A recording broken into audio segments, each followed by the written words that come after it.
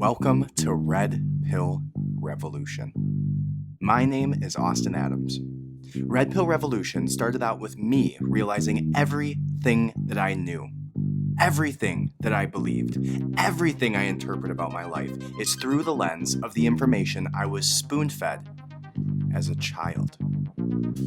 Religion, politics, history, conspiracies, Hollywood, medicine, money, food, all of it.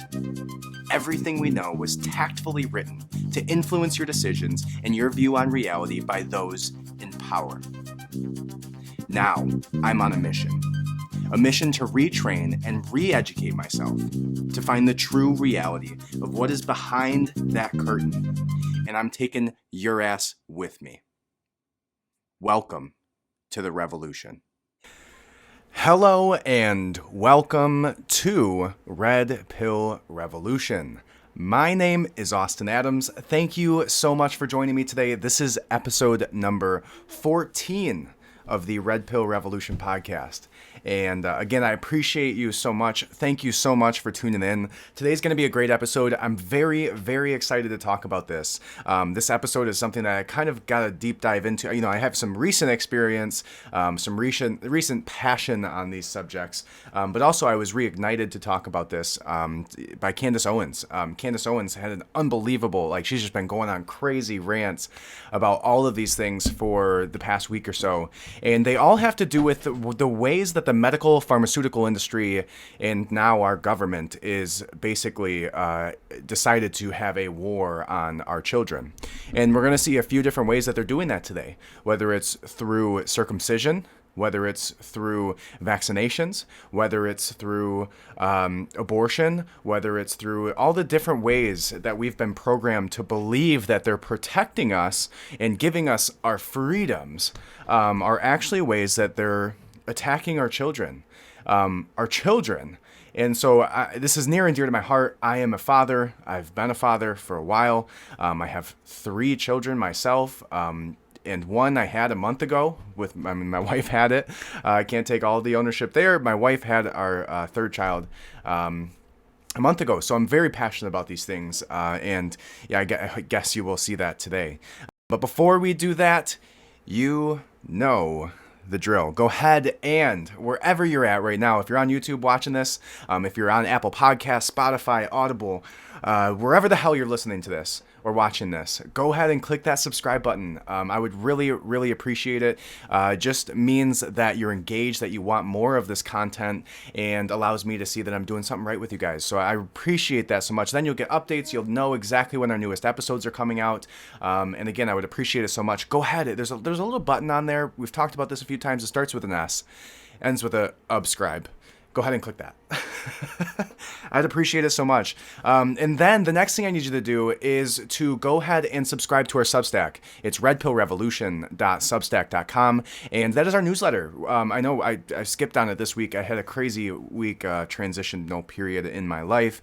But I am going to be updating that. I'm still going to be going back and sending out that podcast companion from last week and still doing the deep dives, figuring out a systematic way to do this efficiently for you guys so I can get this all done in a timely manner. So stay tuned for that. Go ahead and subscribe to that Substack. If you subscribe for free, you get the podcast companion, which is all the videos, all the links, all the articles, and even some books, recommendations, and things around the topic that I found interesting regarding this week's topic, along with the video directly for the podcast on there and the audio version right there too. So it's just a very neat, clean way to receive my podcast of the Red Pill Revolution podcast here directly to your email without having to worry about anything else, any apps, nothing.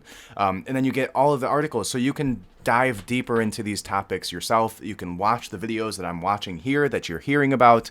But that's all I'm going to bore you with that. Go ahead and subscribe to the Substack. It's free. If you'd like the paid version is $7 a month. a way of showing your support. It's one of the only ways to show your support, and I am 100% audience supported here. I don't have any sponsors, as you'll see throughout this. I'm making, virtually no money outside of your generosity. So if it's $1, I appreciate it. If it's the $7 for the Substack, or if you find it even more valuable than that, you can go directly to our link tree, and there's a little tip jar there where you can just pay there, or you can go to Give, Send, Go and do that directly there. But that's all I got. All right. I am truly excited to talk about this topic, and I'll talk about where it kind of started from. So Candace Owens has been putting out a story on Instagram. So if you don't follow her stories, she's just been killing it with this. And she's done a lot of it on vaccines. She talked briefly about circumcision. And she's a recent mother. I guess she recently had a child. So this is something that she's passionate about, something that's near and dear to her heart too.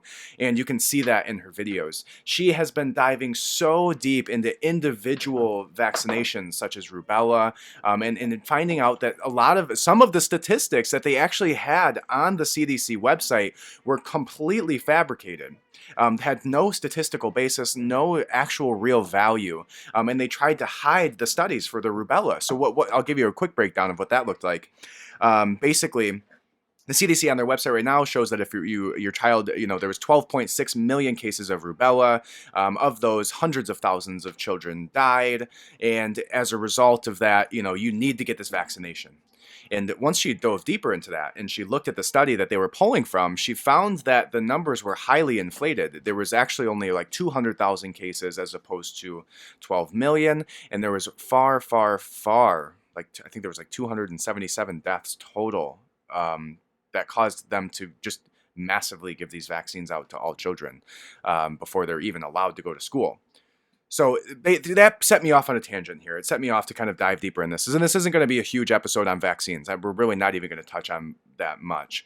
But it did pique my interest, and we're going to talk about that briefly here, because there was a recent Veritas video that was released that was showing that there was some botched administration, is what it's called here, regarding the COVID-19 vaccinations that were being administered to children. So what it was that there's a solution that you are required to mix the vaccine in before you administer it, and the solution that you're mixing it with matters. It matters a lot. And if you mix it with the wrong solution, what they believe will happen at the very least will negate the actual effects of the vaccination itself, and at most could cause really severe side effects, which is obviously the biggest concern here. Now, with the Project Veritas videos, every single one of their videos that come out are so hyped. There's so much hype around them that you expect there to be this just like earth-shattering revelations regarding vaccines, and you just hope that any one of these is actually going to be the one that takes down the establishment. I don't think that that's what this one was, but I do think it's important to know about and understand the different ways that people are being affected by this, and not just people now, children are being affected by this. So we're going to watch a quick portion of this video of the nurse who is coming out, the whistleblower, and she came out and said that she witnessed this. She has the videos. She has a video of this nurse talking about how they have no idea whether or not they had the correct solution, and they found out that it was the wrong solution and that it had been administered to children. And then she kind of discusses the way that was handled improperly, how there was no warning signals for people. Or these children, and they were never really notified or anything like that. So let's go ahead and watch this briefly. We're going to watch a few minutes of it, not the entire video, but the full 10-minute video will be on the Substack for you. And then we're going to move on into more of the historical weirdness of some of these things like circumcision and all of that stuff too. So stick around for that. But first thing we're going to touch on is this Project Veritas video that was recently released. And here is that. I wouldn't want it to be done if it were my kids, and I could have easily administered vaccines and walked off. But these are little kids. They're babies. At the end of the day, they're little kids. As a parent, it's our job to protect our children, right? We've covered a lot of stories about big government run amok over the years, but this one is truly shocking. People nationwide are going to be outraged after watching the story, but especially parents. Mind you, this is not an anti-vaccine story. And those you are about to witness are seemingly all good people trying their best to help others in a broken system. They messed up the vaccine. They were giving out for all They were mixing it with the wrong stuff. Oh, you were the one that was the bacterial thing? The saline solution, what color is the top? It's green. The green. It's green. They're green.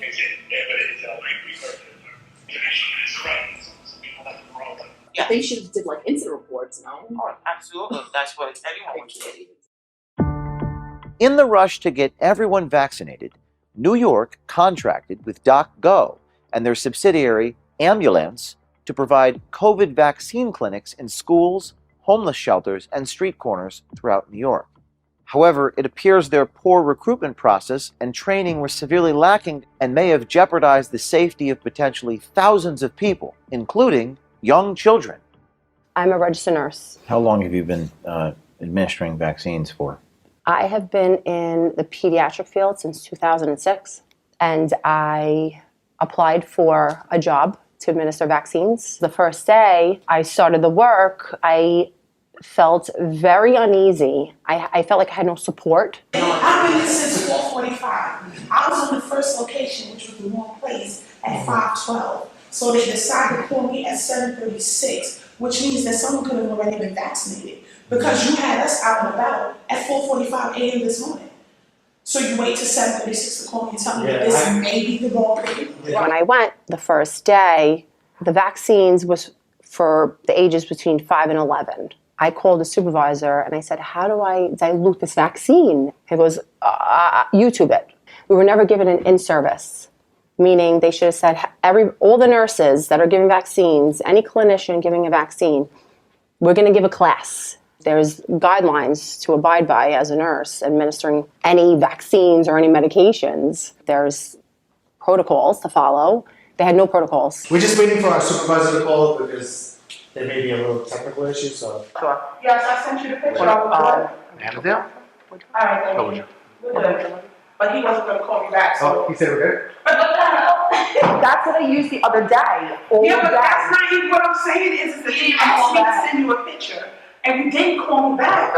So I have to call you to say, are we good? Yes, we're good to go. They're all like It that. shouldn't take us to have to do that. One of my teams that worked, they saw it in the stuff, and I usually work with like another PA and another RN. Right. So they saw it in the vial, in the bags, and they're like, oh, this is not the saline. But then once they reached the supervisor, other teams had already given vaccines. Oh, with the vaccine. With the vaccines, yes. Oh, God. I don't even think they know if we're really happy with the vaccine. Oh, okay. Because they don't know if it could cancel out or have adverse effects, whatever. There's no ingredient insert in the box of the vaccinations. So I cannot educate a parent on the vaccine, which bothers me because that is my job as a nurse. All right. So what we just saw there was them kind of talking, and I'm sorry if that you couldn't hear them discussing that very well. There were subtitles on that for a reason. But what was happening is there was a subsidiary company that this state had hired to come in and administer vaccines. And from that subsidiary company, which was called Ambulance, A-M-B-U-L-Z or L-N-Z, Ambulance. That is not who I want injecting me with anything. But this company called Ambulance was basically hiring people off the street based on their Indeed ad, which said you just needed some form of medical experience and didn't have really any other requirements for people.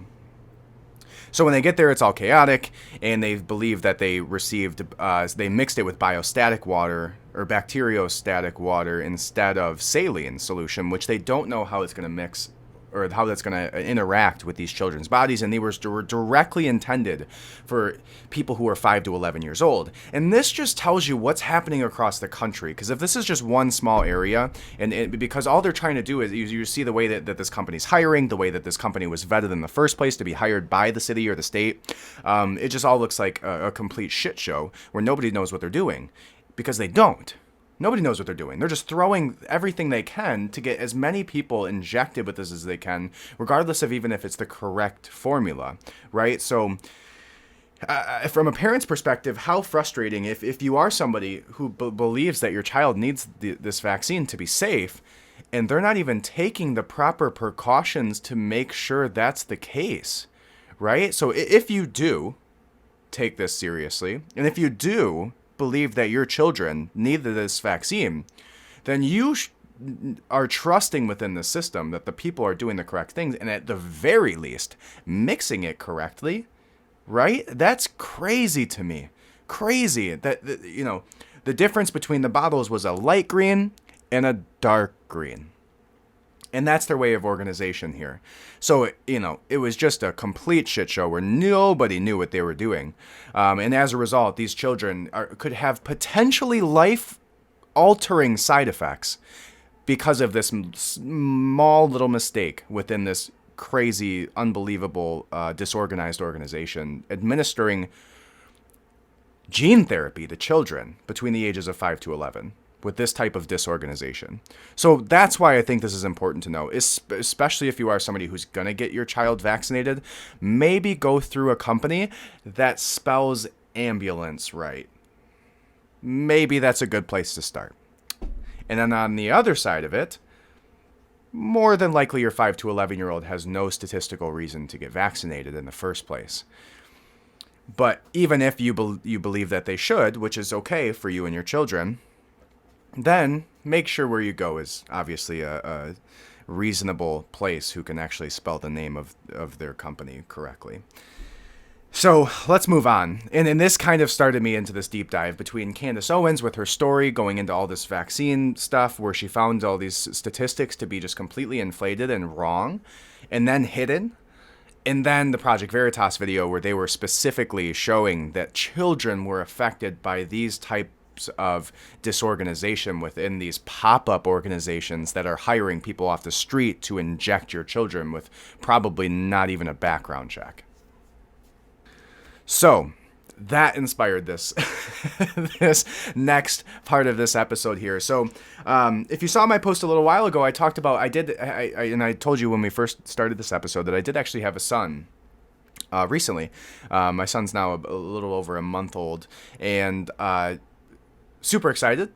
Round out my family. I had 2 daughters before my son, and he means the world to me. My family means the world to me.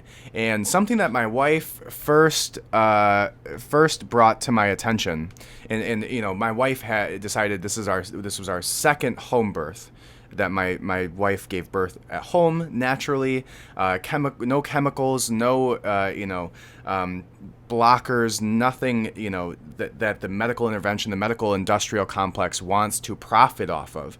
So in that, and now let's talk about that real quick. It's just so interesting to me that birth has been moved to this such a sterile way of being of birth becoming this white gloved situation in a hospital setting. Literally the only time you ever go to the hospital without having something going wrong, where everything's going exactly as it should, is birth, right? It's the only time you go there.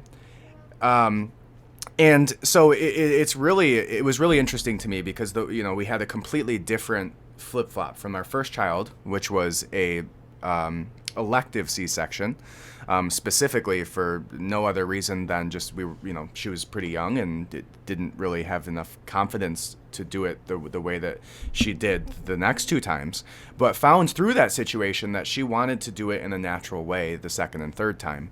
And about home birth specifically, it was the coolest thing I've ever been a part of. Absolutely, hands down, the coolest thing I've ever been a part of.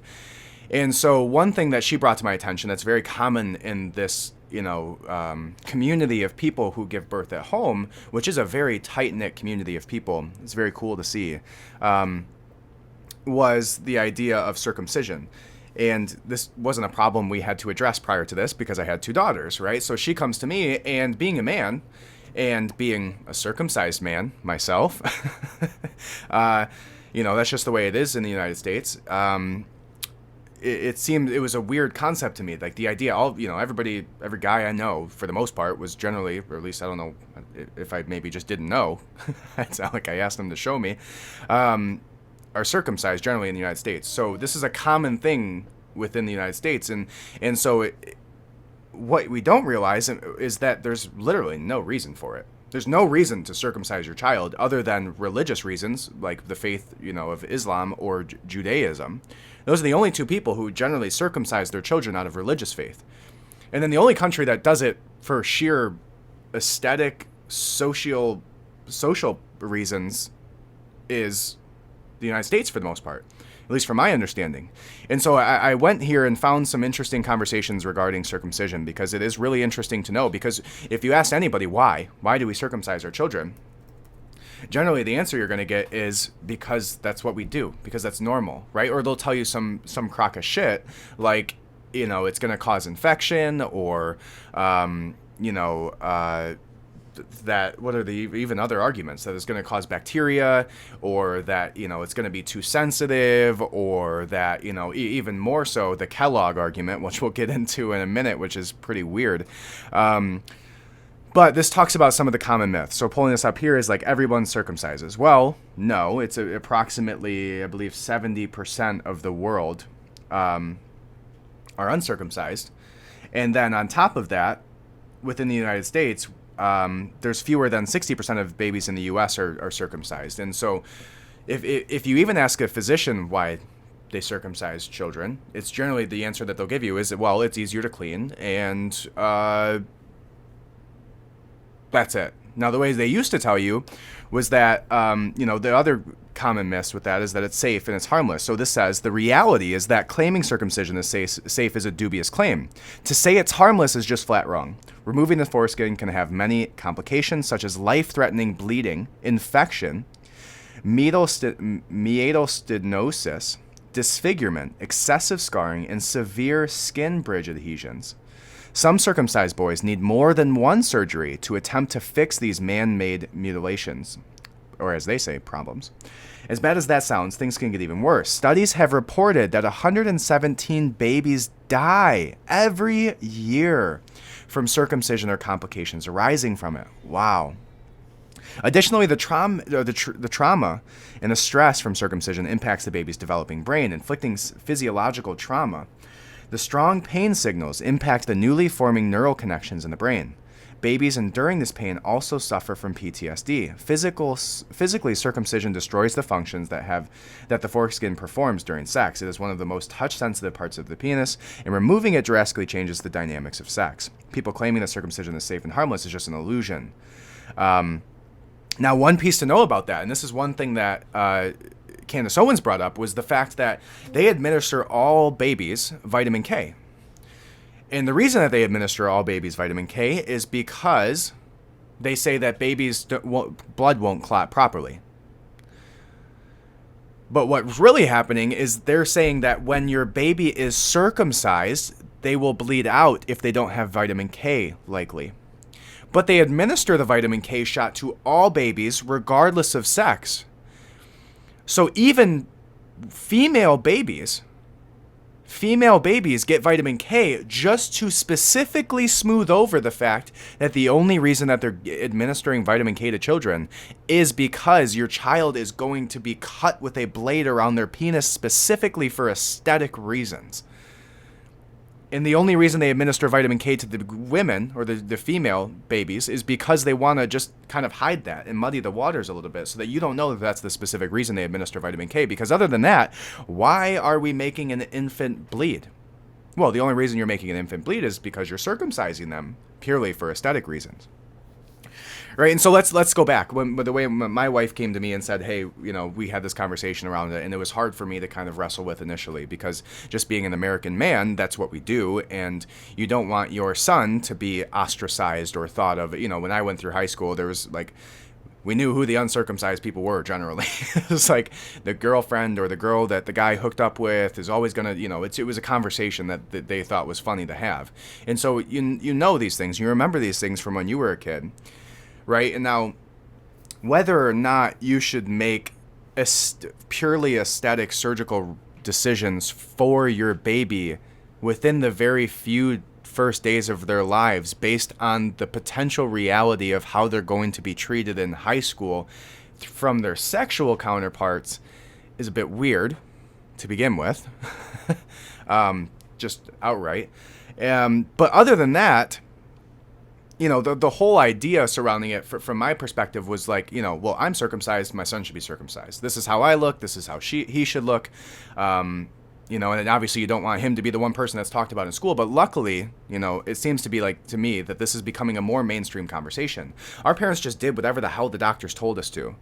right? And that's kind of what this is going to be another, red pill type of idea surrounding the medical industrial complex is every single one of these circumcisions costs $1,500, and sometimes it's even added into the package when you're giving birth at a hospital.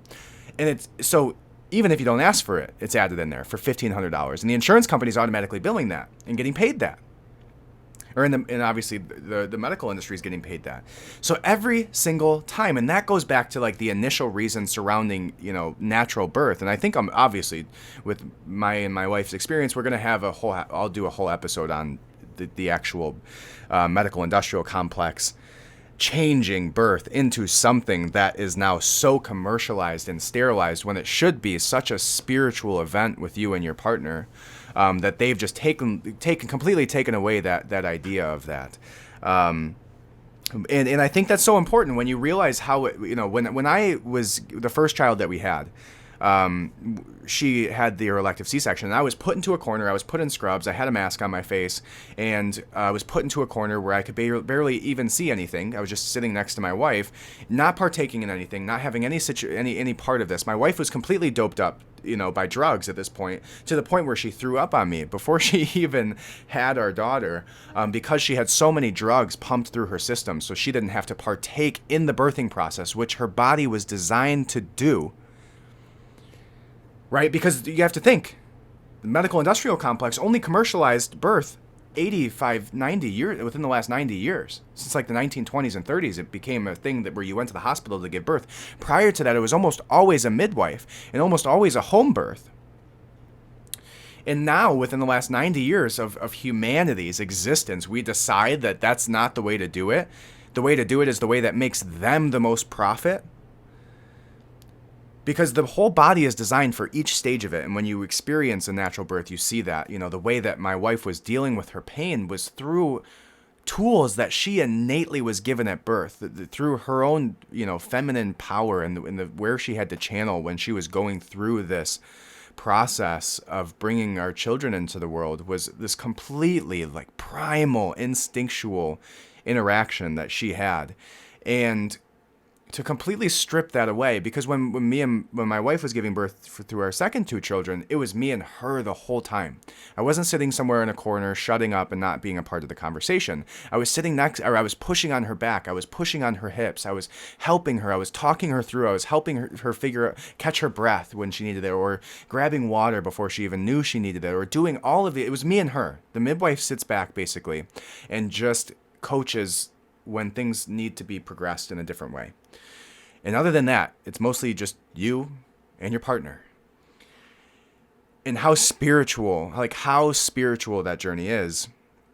And how important is that to a relationship? Like if you're in a new relationship especially, and you haven't gone through the hardships of life together, one of the most difficult situations you'll ever encounter together, and the one of the ones you'll be able to draw back on throughout your entire relationship, is the birth of your children. And the interaction that you have with your partner in that way is so deeply seated and so animalistic, and all of the chemicals that are being released, not only by the female in the partnership, but also the male in the partnership. So much of birth is instinctual and animalistic, not sterile and medical. And so the tools that you pull from that experience, where I'm not just sitting in a corner the whole time and shutting up while she's giving birth and going through this process while she's on a bunch of basically comparable drugs to heroin, but you're there with each other the whole time, every minute, coaching each other, working with each other through that, and then having the greatest moment of your life at the peak of that, togetherness and teamwork, where you have your child and you have that experience, and then the ability to draw back on that moment together, that you accomplished that thing together, is a tool that you carry into the rest of your relationship. I wholeheartedly believe, and maybe there's so much data that could be muddied throughout this time, looking back further than those 90 years, but I wholeheartedly believe if natural home births were more common, that divorce would be less common, because of the difficulty of the situation that you're dealing with at hand. And so this comes back around to all of the reasons that they've found to commercialize birth, all of the money that they make. Literally, there's two ways that you can make money off of every single person in this world. And it's when they enter this world and when they exit this world. And we've commercialized both of them, right? And birth specifically only in the last 90 years. This medical intervention has become so common. And circumcision is no different. $1,500 that they make off of every single penis that they give an elective surgery for aesthetic reasons to on the children within their first several days of life, so much so that it's a concern that they have to administer a vitamin K shot to help with blood clotting, or else, as it stated here, 117 male babies every single year die of circumcision or complications. That doesn't even talk about the 10%, which 10% of all of those circumcisions result in a botched circumcision, which results in them having to go back and have additional surgeries, or can even affect them for their entire life with things like erectile dysfunction. And we're doing this to a baby who's entered the world, and 45% of circumcisions, they're administered some type of anesthesia or anesthetic. 55%, which is a completely unregulated part of the medical industry, is what type of industry standard there are for anesthesia or anesthetic surrounding circumcisions in newborn infants within the first several days of their life. 55% are done without any anesthetic. And all of the studies that were done regarding circumcision were halted because of the amount of pain in the control group, which was not using an anesthetic. So they had to halt the scientific studies that were done to see if they should be administering it, because they knew so much that they should, that they could not continue to run the study with how much pain these babies were in without anesthetic.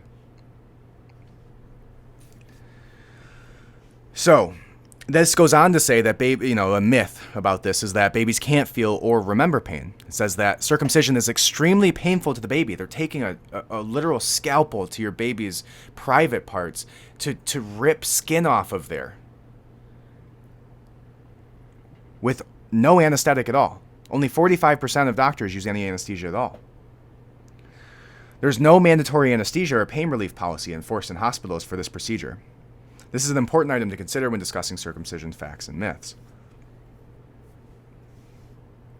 So, and this comes down to about the abortion conversation too. This says fact number one.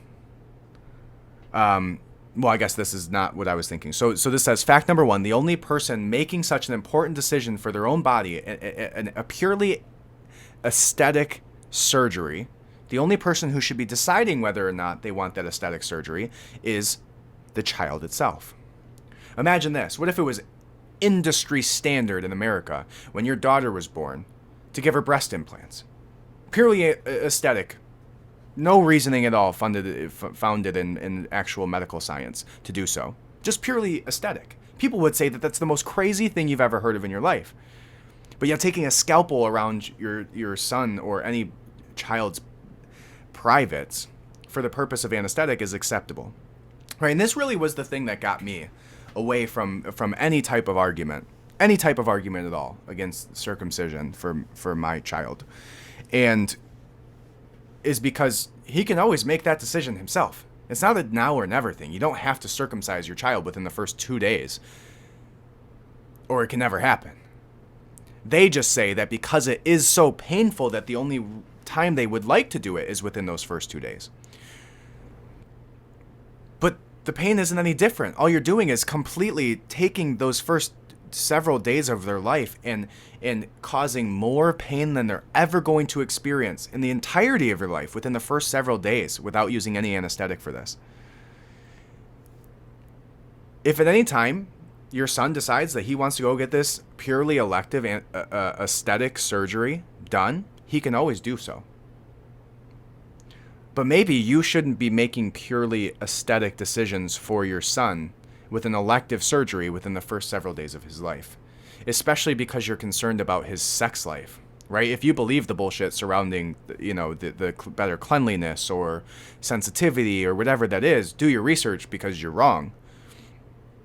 And any other argument is purely anesthetic and about aesthetics. And if you're so concerned about your child's sex life that you're, willing to cut their dick with a knife, maybe you should be reflecting on your beliefs, not how they should be looking with their potential sexual partner down the road. Maybe a thought. Fact. In America, and this is true, circumcision started in America to save boys from masturbating. That's right. This fact, it says, is extensively documented in the historical literature. The idea started in the 1890s that masturbation was a dirty, vile habit that needed to be stopped. The war on masturbation. Medical experts from across America began promoting circumcision to parents as a way to prevent masturbation. The experts led parents to believe that masturbation would cause mental insanity and was also the root cause of many diseases. Notable people of the day, like John Harvey Kellogg, who is famous for his beliefs on circumcision, wrote in his book, Plain Facts for Young and Old, about curing masturbation, a remedy which is almost always successful, Kellogg says, in small boys, is circumcision. The operation should be performed by a surgeon without administering anesthetic, as the brief pain attending the operation will have a salutary effect upon the mind, especially if he is connected with the idea of punishment. Wow, I had not even read that part yet. So it wasn't even that there was some physical way that it would stop you from tempting to masturbate later in your life, or that it would be uncomfortable, or that you would second guess yourself. The whole idea was surrounding the psychology, not even the physical aspect. So it's not even like his argument was that, hey, it's going to be uncomfortable if they masturbate. It was that, no, they're going to have such pain, he said. They're going to endure such trauma from the circumcision itself that they're not even going to want to go near their dick because of the salutary effect upon the mind, especially if it is connected with the idea of punishment. So he wanted and believed, and you fucking bought it, that you should circumcise your son because you're going to rip his genitals with a knife and make him in so much pain that the deep-seated pain from cutting it with a knife is specifically without administering anesthetic, which 55% of doctors still hold true today, will cause such psychological trauma surrounding that sexual organ that they won't even want to go near it for fear of punishment again. That was his reasoning. Wow. That is crazy. Wow. That's crazy. So, goes on to say that circumcision is a billion-dollar industry. When it comes to circumcision facts and myths, this is a fact. Hospitals and doctors earn income by performing circumcisions. Since performing the procedure is part of their livelihood, the medical community tends to be biased in favor of circumcision. Hospitals also get paid a facility fee for each circumcision. The average amount invoiced to insurance carriers can be as much as $1,500 per circumcision. Some hospitals bundle it in the cost of the overall price for their delivery. Reducing circumcisions may prompt insurance carriers to lower the reimbursement rate. Since circumcision has a 11% complication rate, these botches and complications, called revision surgery, must be repaired by pediatric urologists for even more money. You have a 1 in 10% chance during the time that you decide to give a purely elective aesthetic surgery to your child's genitals that it will be mutilated as a result, so much so that you will need a second surgery on their genitals. Wow. Other hospitals may even use the free infant foreskin tissue in their revenue-generating clinical trials, and they also may sell the infant's foreskin tissue to biotech and cosmetic companies for further profit, which is where the real money is. Not only are they doing this completely negligently, right? And this should wake you up to the idea that the medical industrial complex is not on your side. They are not on your side. They're doing this for purely profit. There's no scientific reasoning for this. And then they're selling your child's mutilated skin to biotech companies and cosmetic companies for further profit. So, let's dive into that, because this goes even deeper and crazier. There is 7 surprising things that circumcised foreskins are actually used for. So when the hospital mutilates your child's genitals for no other reason other than profit for them and purely aesthetic reasons from the parent's perspective, unless you believe wrong science or articles that have no founding basis, because there's no actual articles that will explain it scientifically, they're selling that to these companies. Your child's, my foreskin's floating around somewhere with some hair growth product. How horrifying. How horrifying to think that. Stimulating hair growth is the top one here. It says the basic functions of neonatal fibroblasts, which is the term that they use for cells taken from infants' foreskins after they are circumcised, is to keep things together and stimulate cell growth. Fibroblasts taken from any human create strong bonds, but fibroblasts taken from human infants are much stronger. In 2012, a company called Histogen announced they will be creating an injectable hair growth stimulant from cells derived from neonatal foreskins, or baby skin, in other words, for creating stem cells, for facial cream. And facial cream is one that came up in pop culture not recently, but a few years ago, that we'll watch the video of in a second. It's disgusting when watching this video. The reactions of the crowd, the reactions of Steve Harvey, who's putting this stuff on his face, and super weird. Restoring aging or damaged skin. And then this goes even deeper. If you're talking about, baby cells, being used for revitalization of old ass people's skin, so much so that they're willing to mutilate their genitals in pursuit of it. Maybe there's some fundamental founding to some of these conspiracies surrounding people harvesting the blood of children for the same purpose and reasoning. Right? Maybe. Dive deeper into that later on the show. Not later today, but we'll get down that rabbit hole eventually, because the adrenochrome rabbit hole is truly a concerning one, especially given the history founded, within the kings of Great Britain and other things at the time, with Vlad the Impaler. Literally historical accounts of him drinking the blood of his enemies after torturing them significantly to incite, this type of frenzy that he would go into after taking it, this drug-like frenzy. And then the bloodlines of, Prince, which one is it? Anyways, coming out and saying that he's basically related to Vlad the Impaler specifically. I'll look that up again, because I'm going to do a deep dive on that eventually too, is the royal bloodlines and the actual, adrenochrome type, because it's literally, you can go online right now and find adrenochrome being sold across the world. You can do it. You can go on the dark web and find legitimate adrenochrome, and you can find, I'm sure, on the regular web too, but you can find it. It's there. This is a real thing, guys. This is not crazy conspiracy ideas. I'm sure there's some layers of that deeply found within some of these conversations, but the idea itself of that is not. So it, drawing back to the original conversation, restoring aging and damaged skin was something that they're using these foreskins for. Product testing, treating bed sores and diabetic ulcers, and creating bioengineered skin for burn victims. The ones that are super concerning, obviously, they're all concerning.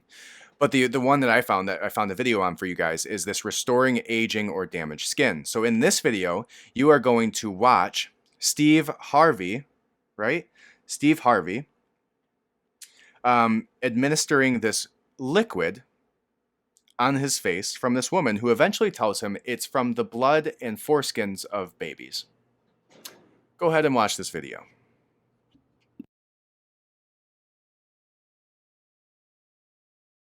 Magic wrinkle. So this is one of Oprah's favorites. She says it's a miracle fountain of youth and her magic wrinkle cure. So I'm going to put a little on your hand. I do that. Oprah did. Yeah, Oprah did it. All right, so here, we're going to rub it right in. How come it's red? I'll show you in a sec, Steve. So this is made from growth hormones of human Look, the foreskin. wrinkles has just disappeared. I can't even ball my hand up. But so it's made from human foreskin.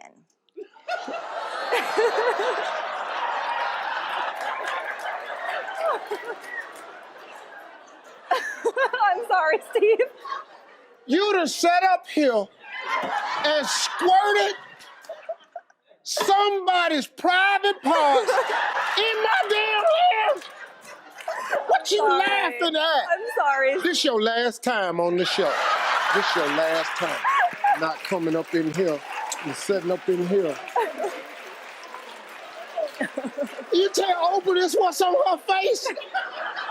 She knows. She know. She knows. There were a couple protesters about it because they are cells from baby foreskin. Oh, baby foreskin. That makes it better. Yeah, that's different. I thought it was some grown-ass man. Okay, does it work? So yes, human foreskin has actually been used in growth factors. There's a lot of research on it. It's been shown to increase collagen production. It'll fill in all those lines and wrinkles. And Oprah looks great. Man, I ain't gonna be able to look at Oprah no more.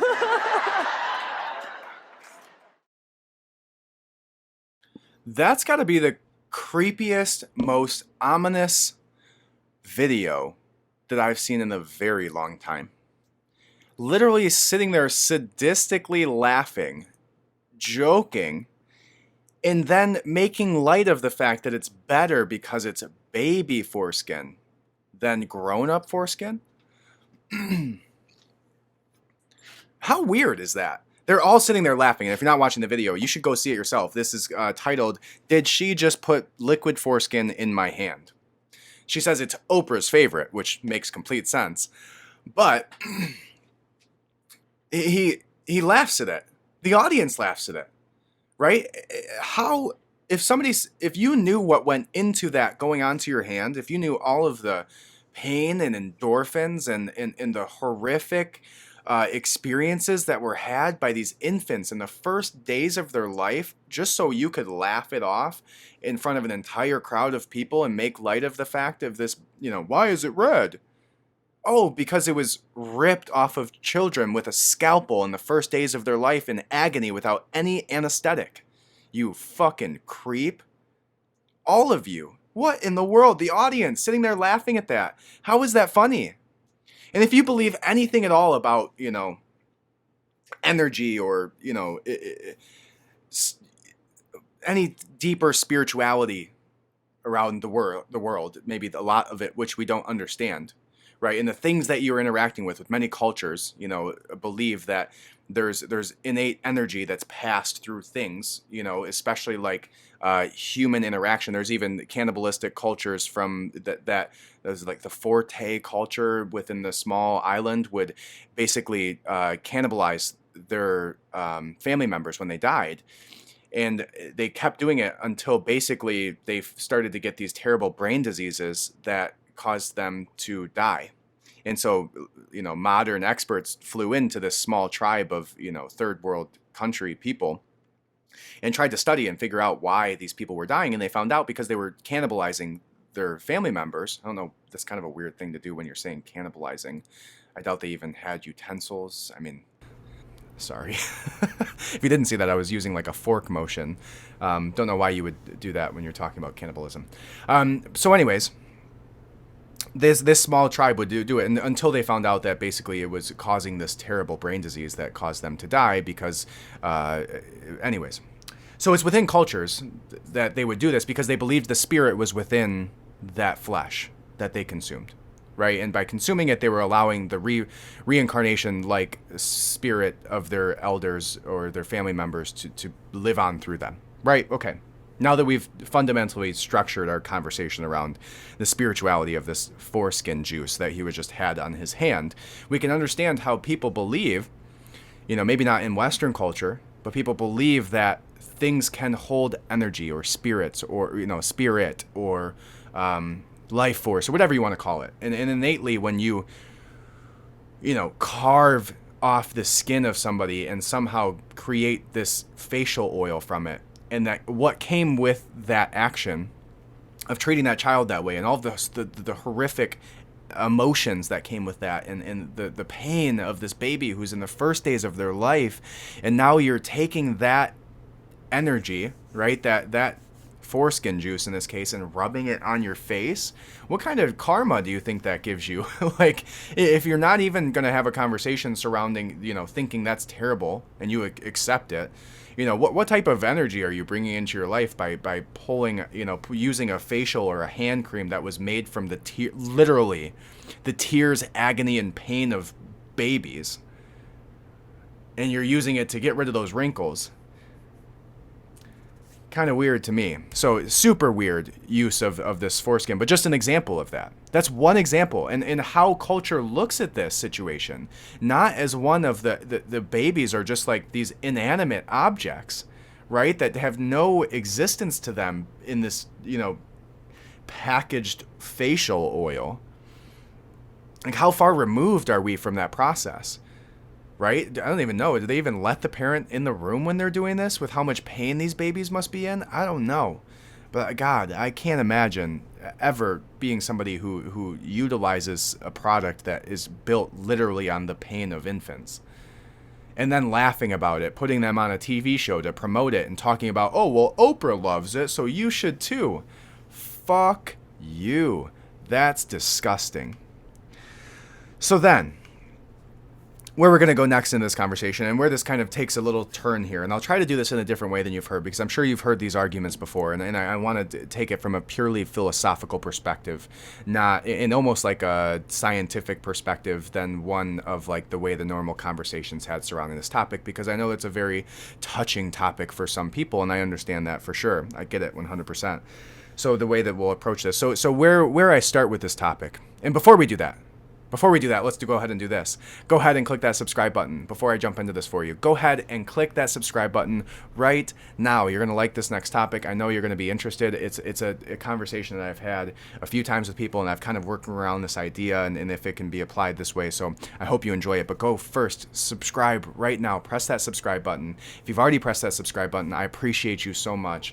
Thank you so much for listening to this. And then go ahead and subscribe to the Substack. If you're subscribed on the Substack as a free subscriber, you get the podcast companion. If you pay, you get the deep dives. And we're going to start doing those more consistently on these topics. And I think this will be a great one to start on. So if you haven't paid that $7 already, the next time you get that deep dive article, go ahead and click it. You'll be able to click the button to join now, and you just pay $7 per month. And you'll be able to get that. Outside of that, you can donate right now at our Linktree, linktr.ee/redpillrevolt. And you can go right to the tip jar, $1, $5, $100. It would mean the world to me. I appreciate it so much. Or you can go directly to our Christian giving website, which is givesendgo.com/redpillrevolution. Again, thank you so much. I appreciate it. And we also have some merchandise on the website, the Misinformation Mafia sweaters, which I think are pretty cool. And we're going to be adding and updating those things as time goes on. So I appreciate it. Let's jump into this topic. So when I've heard people talk about this, what are the two most horrific things that we do today that we're going to look back on 150, 200 years from now and be like, what the fuck were these barbarians doing in 2022? And there's two things that a lot of people will point to when you have those conversations or you ask that question. And the first thing is circumcision. There's no fundamental scientific reasoning for it other than aesthetics. And when you realize that the pain, agony, and suffering that goes into it is not justifiable. And the second one that people bring up is the conversation of abortion. And again, I know this is a tough conversation to have, so I'm going to try to, in a way that, we're not having the same argument you've heard hundreds of times on this topic, and it'll be a unique perspective, I hope, for you.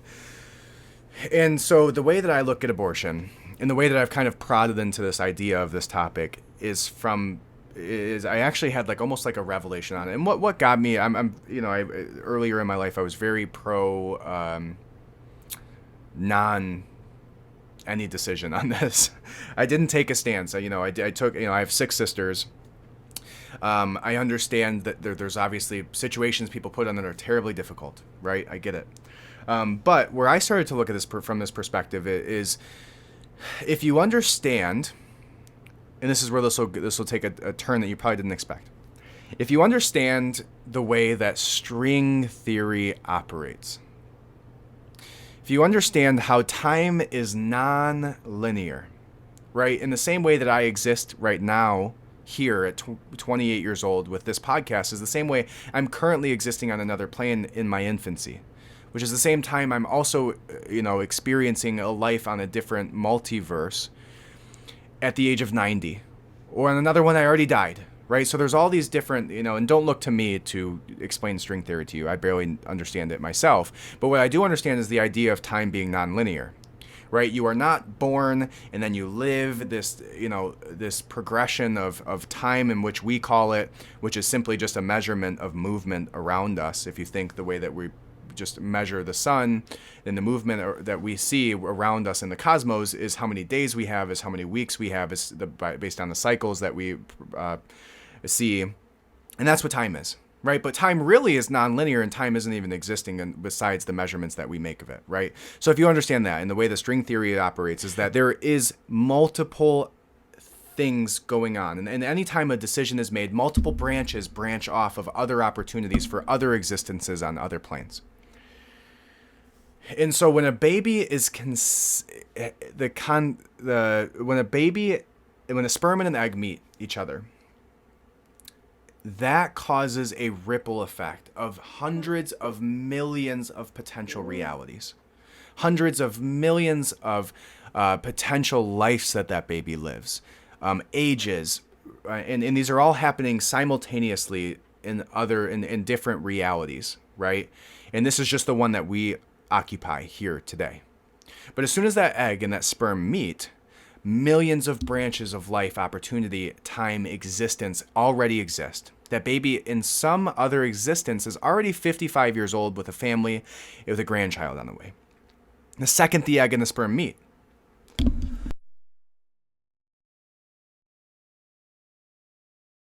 excuse me. So the second that happens, a branch of life and a branch of existence immediately flickers off in a million different directions. So the second that baby is conceived, they have a life. They have children. They have a job somewhere. They have a reality. They have love. They have passion. They have hobbies. They have friends. They have experiences. They have all of these things already exist the second that sperm and egg meet each other. And they're viable. Viable meaning they meet each other and they actually connect and become an embryo, right? So, the second they touch each other, it branches off into a million different directions in this idea of reality and this idea of time. And simply taking a scissors to one of those branches, right? The branch being our reality, this space and this time that we occupy on this plane of the multiverse. The idea of simply taking scissors to that and cutting it does not take away that embryo and sperm's existence on the other branches which already exist. All you're doing is killing that baby's existence here today. You're killing all of the branches of life that exist down the road as a result of the sperm meeting that egg and the realities that are created as a result there. I hope you followed that, because I think that's a unique perspective on abortion. If you understand the idea that time is nonlinear and that baby begins to exist already the second that interaction happens and they connect. It already is in existence. It already has children. It's already eating cereal somewhere on a different plane of time and reality. And all you're doing is stripping it of that right to exist in this reality today. Right?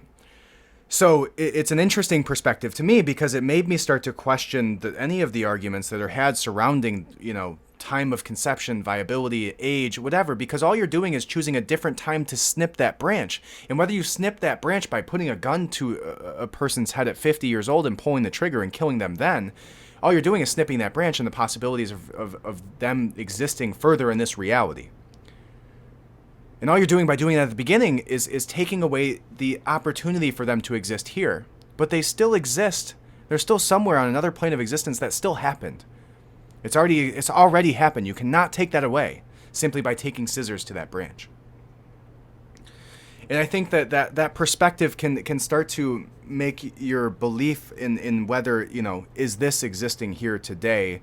And if so, do I want it to if it hasn't already? It already is. It already happened. The decision's already been made on your behalf, right? You don't get to take scissors to that now, right? Just the same way that you don't get to point a gun to a guy's head at 50 years old and pull the trigger. It's illegal. That's murder. And so is taking scissors to that branch at 6 weeks, 10 weeks, whatever. Disgusting, 8 months, whatever they do, right? And obviously, there's always the argument of, well, what if somebody's raped, or whether if they're, 12 years old, or what if this, what if that? The reality is that's not 99% of abortions.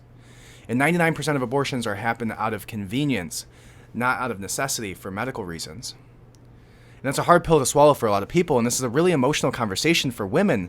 And I get it, because and they don't even want, some women just say, you're a man, you don't get an opinion, right? And I get that because I physically cannot have this experience. However, what I can understand is that the woman is the victim. This was a highly systematic way of developing eugenics within our society. And we're going to dive deeper into that in just a moment, with who basically started Planned Parenthood, which was Margaret Singer, a self-proclaimed eugenicist and a self-proclaimed racist who wanted to terminate, specific subcultures of the United States.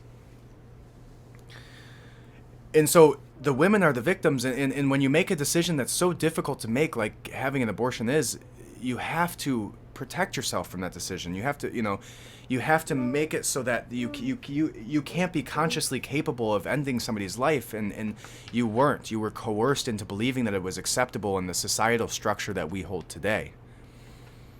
So the woman that's had this happen is not the person that we're accusing of doing these things and saying that they're egregious. The person who did that is just as much the victim, who is made to believe that these things were acceptable and socially positioned in a way that it was so easy to do so out of convenience. And so let's start with the beginning, with Margaret Singer, and realize, where did abortion begin and when did it become such a commonplace thing? Because this has not, people want you to believe that abortions have been occurring just like across the board for millennia, and that's not specifically the case, at least not in the numbers that we're seeing today at such high alarming rates. And this all starts to make sense when you see that Planned Parenthood is funded by the Bill and Melinda Gates Foundation, also self-proclaimed eugenicists, as shown by specific seminars and statements that Bill Gates has made. Interestingly enough, Bill Gates' father actually was the president of Planned Parenthood, very close to the time and with connection to Margaret Singer when she came out and was a big proponent of it. So there's this video that we're going to watch real quick. I think it's important to understand the background of Margaret Singer, and to see what type of person she was and some of the beliefs that she held. And then we're going to have a quick conversation surrounding a little bit about, the beginning of Planned Parenthood, which was originally called we'll see it in here. So let me go ahead and begin this quick video for us here. In the eyes of some, Margaret Singer has been a heroine. In the eyes of others, she's been a destructive force. In her own words, Singer pushed for a society that limited births to those she deemed fit to have children. Well, I think the greatest sin in the world is bringing children into the world that have disease from their parents, that have no chance in the world to be a human being, practically. Delinquents, prisoners, all sorts of things just marked when they're born. In 1916, Singer opened the country's first birth control clinic. As a member of the American Eugenics Society, she advocated improving the genetic composition of humans through controlled reproduction of different races and classes. She often wrote about the issue in the journal she founded, called the Birth Control Review. In 1919, writing, I personally believe in the sterilization of the feeble-minded, the insane, and the syphilitic. The most urgent problem today is how to limit and discourage the over-fertility of the mentally and physically defective. Many point to a 1923 New York Times interview as proof of Sanger's racist motives, in which she referred to people as weeds, saying, It means the release and cultivation of the better racial elements in our society and the gradual suppression, elimination, and eventual extirpation of defective stocks, those human weeds which threaten the blooming of the finest flowers of American civilization. Hayden Ludwig, an investigative researcher, has extensively studied Sanger's life and writings. She talked about the need for race betterment through controlling these weeds, basically undesirable people. In 1939, after opening another clinic in Harlem, the birth control activist launched the Negro Project, an initiative supported by Black leaders, such as civil rights activist W.E.B. Du Bois. Critics claim the program used the pretense of better health and family planning for poor Blacks in the South as an attempt to limit the Black race.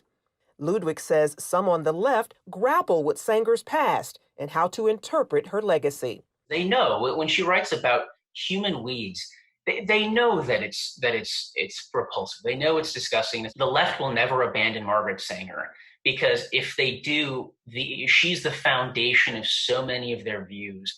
Sanger once shared her vision for a preferred race at a women's branch of the Ku Klux Klan, writing in her autobiography, Always, to me, any aroused group was a good group. Despite those views, liberals praise Sanger's work while ignoring her history.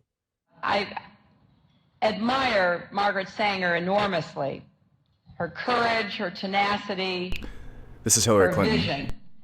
I am really in awe of her. Ryan Baumberger, founder of the Radiance Foundation, says abortion proponents are working to clean up Sanger's past and what she stood for. They have to reinvent her every time they talk about her in order to justify their celebration of her. Former Planned Parenthood Director Abby Johnson says those inside the abortion industry are trained to overlook Sanger's racist views. They give you an answer like, well, I mean, yes, Margaret Sanger was a racist, but everybody was a racist back then. You accept it because she is your hero. And she has to be your hero. You cannot question Planned Parenthood. In 1997, Stephen Mosher of the Population Research Institute wrote about the push to repackage Margaret Sanger in the Wall Street Journal. The reason I call it the repackaging of Margaret Sanger is because after the Nazi regime destroyed the legitimacy of eugenics forever, they then went back and said, oh, she was just an early feminist. She was just an early supporter of family planning. No, she wasn't. Now, she was a supporter of giving IQ tests to people. She was in favor of using those IQ tests to determine who should be sterilized and who should have children. In a response titled The Demonization of Margaret Sanger, Alexander Sanger, her grandson and president of Planned Parenthood at the time, called Mosher's editorial unfair. In the same piece, Esther Katz, director of NYU's Margaret Sanger Papers Project, claimed evidence revealing Sanger did not rationalize her support for birth control on racist grounds, that she never advocated genocidal policies aimed at racial, ethnic, or religious groups, and that she, in fact, believed access to birth control would benefit, not eliminate minority populations. Dr. Katz turned down our request for an interview, although in this article, the editor as public authority interpreting Margaret Sanger, she wrote, by our current highly sensitized standards, some of her attitudes and statements can be construed as racist, elitist, ethnocentric, and not political. So it looks like Bill Gates' dad, Bill Sr., was president between possibly the time that her grandson was even president. So he's like in the middle of the Sanger sandwich. And this woman was a part of the Eugenicist group or foundation, right? Which tells you her belief systems. And if you understand the time that this was done, you understand who she's speaking about specifically when she says syphilitic, right? She's a racist. She gave rallies at the KKK, at the female KKK rallies. And she pushed these Planned Parenthoods. 80% of Planned Parenthoods are in low socioeconomic areas. 80% of them. And disproportionately affect minorities, which they try to give you the right as freedom, right? We don't want to mess with your freedom. Let me put a Planned Parenthood at every corner of your area of this, your location where most people within that racial group live. And then you understand that, at the time of the studies that I was reading, that basically 13% of people within the United States were black or African American, and they made up 30% of all abortions. Disproportionately affected their generational branch of their children. 30% of all abortions are done to women who are African American or black. And then Hispanics are absolutely disproportionately affected as well, because they position them in places where those people are more likely to be within these racial, socioeconomic positions of society. And they do that intentionally. You think that's unintentional? You think it's because, the Bill Gates' daughter has gotten knocked up and, she needs to go get an abortion? No, they're trying to stop specific sections of our culture from reproducing. And they're doing it under the guise of your personal liberty and freedom, just like they're doing right now with everything else. It's crazy. And to think how much that has disproportionately affected our history. Any one of those kids that had been aborted, or murdered is the better term, because abortion is just a term used in lieu of murder because they try to instill the idea linguistically that it is not, when it is the end of a life. You are putting a period at the end of that life. Doesn't mean the sentence never existed. So, to me, you have to, the cause and the reason behind it, and the person who founded Planned Parenthood, Margaret Singer, the person who founded it, who actually got the name. I pulled out this little piece from this book that I was reading called Code Blue, Inside the Medical Industrial Complex by Mike McGee, Magee. Page 76 talks about Margaret Singer of the Birth Control Federation of America. So it says, Mary, reaching out for financial support, she turned to the dynamic advertising man Albert Lasker. Albert Lasker was the one who was a big piece, one of the most infamous marketers of all time, who, basically assisted with the marketing of cigarettes through doctors and all of that, back in the day when marketing was like this, just like guerrilla warfare. Albert Lasker is a very, very famous marketer, and who had launched some of America's most recognizable consumer brands, including Lucky Strike cigarettes, Wrigley's chewing gum, Pepsodent toothpaste, and Sunkissed oranges.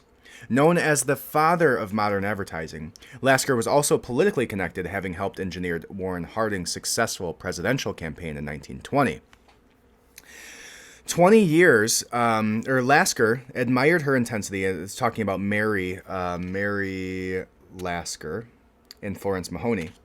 But Mary's senior, Lasker admired her intensity. Mary ended up actually marrying Albert and took on his last name of Lasker, who was a part of Margaret Singer, was dealing with Margaret Singer at the time. So basically what Albert Lasker ended up doing is basically helping them reposition the idea and re-advertise the way that the Birth Control Federation of America, because that's a eugenicist name, it's a eugenics name. Birth control, eugenics. That's what that is. Eugenics is controlling births in the hopes of, multiplying in a more agreeable way to whichever racial side of the spectrum you believe is best. controlling birth control federation. It was a eugenics society organization, but it was repositioned by Albert Lasker to be Planned Parenthood. You know, because when this was all happening, and you know, this was in the late 1920s and 30s, Mary was already ready to reset her health advocacy, and this is talking about Mary Lasker. They went on to actually, let's see, where is it here? They went on to marry in 1940, Mary and Albert did, and they actually came out with these, the Lasker Awards. The Lasker Awards are a very prestigious medical awarding association, and when you look at the people who have gotten awards, it's people like Anthony Fauci, it's people that are deeply ingrained into the political spectrum of science, so that they can handpick these people by giving them this award and bring legitimacy to certain organizations and people that they fund and politically position. So look up the Lasker Awards and look up who's gotten the Lasker Awards and what those people have went on to do as a result of receiving that awards. And you'll start to piece together some of the bullshitness that came that came from the Lasker family, Albert Lasker and Mary Lasker, who were connected to Margaret Singer, who, with the help of Albert Lasker, repositioned the name of Planned Parenthood from one that was based on eugenics as the Birth Control Federation, to one that was, just mark a calendar to when you want a baby, not when you actually have one inside of you, because we'll suck it out of you. So the truth behind Planned Parenthood and the truth behind abortion is a story of eugenics and racism, which still holds true today in the vast amount of minorities who are disproportionately affected by these specifically placed eugenics buildings designed specifically to go towards this. And that's why you see, carried on through the name of his son in Bill Gates Jr., funding mass-scale abortions across the whole world through Planned Parenthood. His president was the father of Planned Parenthood, of the Eugenics Society of America, basically.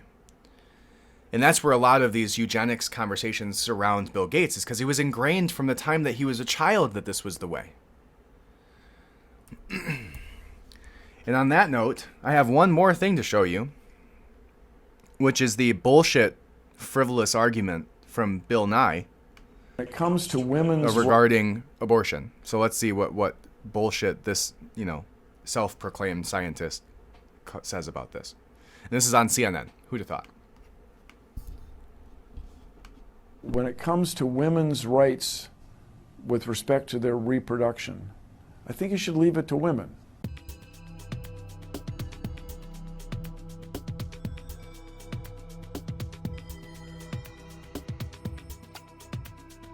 Nobody likes abortion, okay? But you can't tell somebody what to do. I mean, she has rights over this, especially if she doesn't like the guy that got her pregnant, especially if she were raped and all this.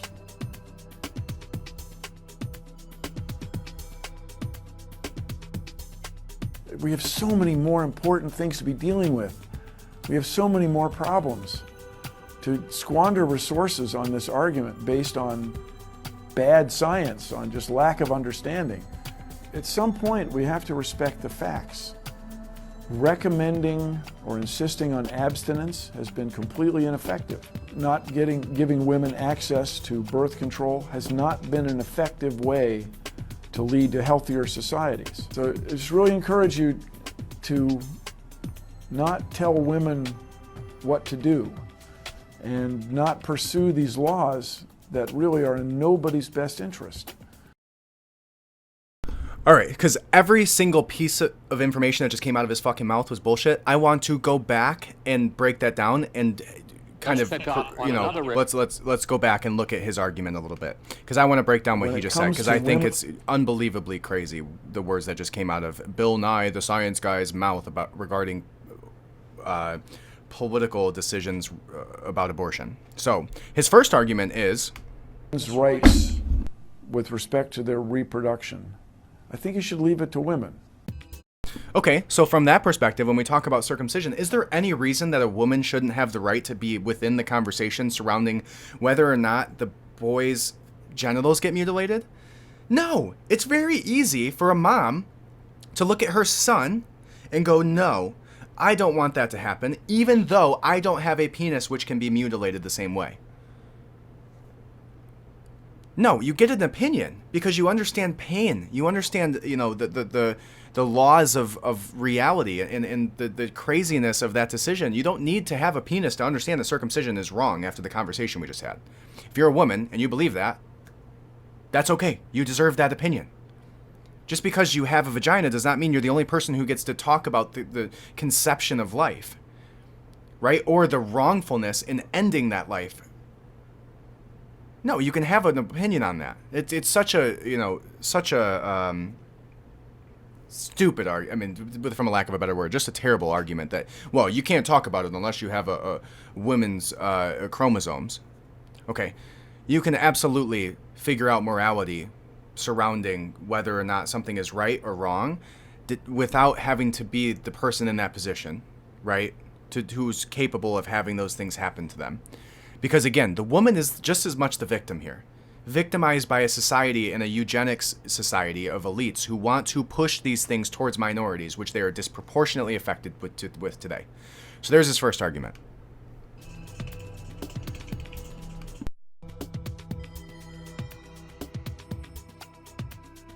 Nobody likes abortion, okay? But you can't tell somebody what to do. I mean, she has rights over this, especially if she doesn't like the guy that got her pregnant. Nobody can tell anybody what to do. Bill, those are called laws. You can absolutely tell people to do what to do, and we do it every single day. Okay? Laws are there for a reason. Okay? Now, the next thing that you said was, especially if she doesn't like the guy who got her pregnant.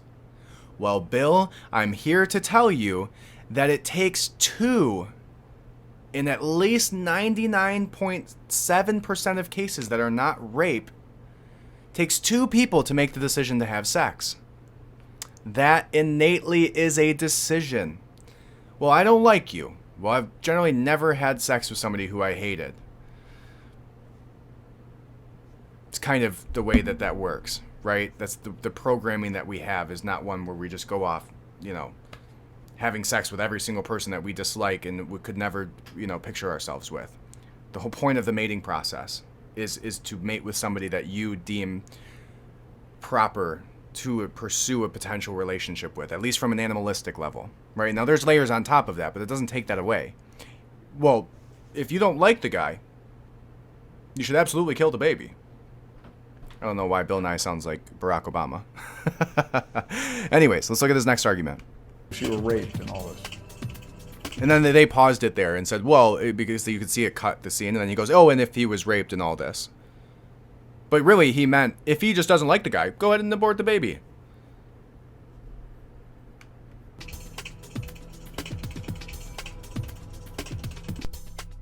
We have so many more important things to be dealing with. We have so many more problems. To squander resources on this argument based on bad science, on just lack of understanding. At some point, we have to... We have so many other things to worry about. Other than the 37, or the child that's life is ended every 37 seconds through abortion in the United States alone. We have a bunch of other issues which are much higher on the priority list than, a baby dying every 37 seconds. No, Bill, I think that's quite the pressing issue. I don't think there's much of an argument there. I think we should have that conversation, Bill. Well, no, we shouldn't. Close your eyes. Don't look at this.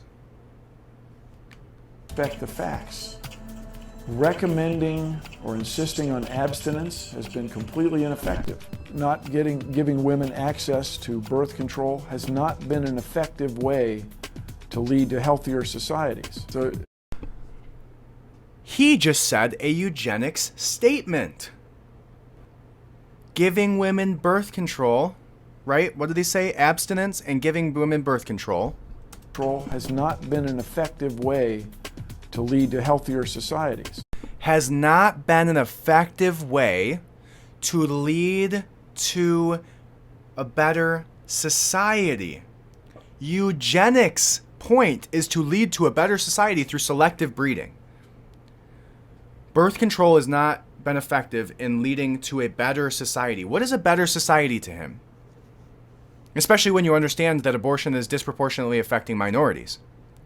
What is a better society to you, Bill? What do you believe is a better society based on that? Because the numbers and statistics tell us that that's a racist statement. That you specifically believe that going after minority-specific cultures and stopping them from reproducing at the rate that they would otherwise would lead to a better society? Is that what you're saying? That's a strictly eugenic statement that he just said. And he said earlier, before that asking abstinence is not an effective strategy. An effective strategy for what? If the goal is to empower people to make decisions for themselves, they're making the decision. What is the outcome that you're looking for? What do you want out of this? You want eugenics-based society. And he literally just said it with that statement. They're showing their cards to you, and you're just not listening. So I just really encourage you to not tell women what to do and not pursue these laws that really are in nobody's best interest. I really encourage you to not tell women what to do. What a piss poor argument. This guy's an idiot. What a terrible argument. In fact, Bill Nye, if you want to debate me, send me an email. redpillrevolt@protonmail.com. I would love to have your dumbass come on and say these stupid things to me about your eugenics hopes for our society. And on that note, that's the show. The longest one we've ever done. We're coming up on an hour and a half here, so I hope you enjoyed the show. I'm really interested in this conversation. I would love to have a conversation about it. You know, I'm very open to ideas. I'm very compassionate for the women that have gone through this, because there's 1 in 3 of women are affected by abortion in their lifetimes. 1 in 3 or 1 in 4. And that's horrible. I can't imagine the terrible, reality of having to live with that and having to know specifically that they're disproportionately affecting specific groups socioeconomically in minority groups. So I'm very compassionate for that. This is not condemning women who have had abortions at all. This is showing you the structural society that has been created to allow us to think that these decisions are acceptable when they're not. And they become so mainstream, just like circumcision. It's just frivolous now. It's just something we do. We just circumcise our babies. Why? Because I don't fucking know. Because we're weird. We have abortion clinics in every corner of low-income areas. Why, you ask the people? Well, because empowerment. That's what we've been told. But Bill Nye just told you. It doesn't lead to a better society. A better society, according to him and according to Planned Parenthood, specifically talking about Planned Parenthood or the Birth Control Federation, was shown by Margaret Singer, who created Planned Parenthood in hopes of spreading eugenics against minorities, in hopes of a more better society through the spreading of white genes, I guess? I don't know. But that's what it seems like. And that's your red pill for the day, guys. I hope you enjoyed this episode. Thank you so much for joining me. Go ahead and subscribe. Press that button right now. Subscribe on YouTube, Apple Podcasts. Go ahead and, if you could, subscribe on the Substack. It's free. You get the podcast companion, the stupid-ass video we just watched of Bill Nye, the articles I was discussing, a few extra ones I didn't get to today because this was such a good, long episode. I will include on there for us, and we'll have this discussion again. If you have anything that you want to talk to me about, go ahead and DM me at Instagram at redpillrevolt. Would love to hear your comments and information. If you have, another side to this that maybe I didn't approach and maybe an opinion that you think refutes what I've just said, I'd love to hear that too. And maybe we can have a discussion about it, and maybe you can change my mind, or, maybe you can educate me in some different way. And maybe we can have a good discussion. So if you feel that way, feel free to DM me on Instagram. Other than that, subscribe. If you could donate, That's unbelievable to me, and amazing for my family. I would appreciate it. I'd love to move more towards doing this and less of other things in life that I need to do to make money. So the more that I can make from this, the more time, effort, and energy I can put into it for you guys. So thank you so much for joining me. I appreciate you guys so, so much. Welcome to the revolution. See you guys next week.